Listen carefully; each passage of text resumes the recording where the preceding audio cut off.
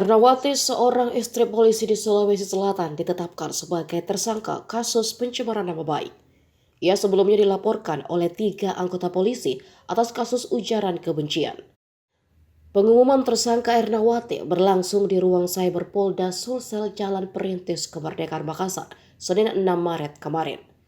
Kasus ini bermula saat Ernawati memviralkan kematian kakaknya akibat tindakan yang menurutnya dilakukan 3 anggota polisi sebagai pelapor.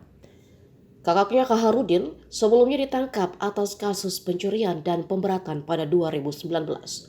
Namun karena mencoba melarikan diri ketika dilakukan pengembangan, kakak Ernawati itu ditembak hingga dinyatakan meninggal dunia.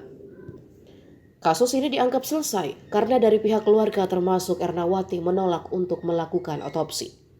7 bulan kemudian, Februari 2020, Ernawati membuat laporan kasus pembunuhan atas kakaknya tersebut. Tapi setelah penyelidikan oleh Reskrim Polda, tidak ditemukan cukup bukti hingga perkara tersebut dihentikan.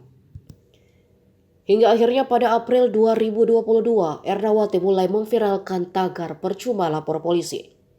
Ia juga memposting video yang memperlihatkan wajah ketiga anggota polisi yang dituduhnya bertanggung jawab atas kematian kakaknya. Dengan keterangan 3 anggota polisi DPO Rakyat Indonesia, pembunuh almarhum Kaharudin, Daeng Sibali, ayo klarifikasi dalam waktu 3 jam, kau kemanakan almarhum. Tak berhenti sampai di situ, Ernawati masih mengunggah postingan 18 Februari 2023 yang mengarah pada ujaran kebencian.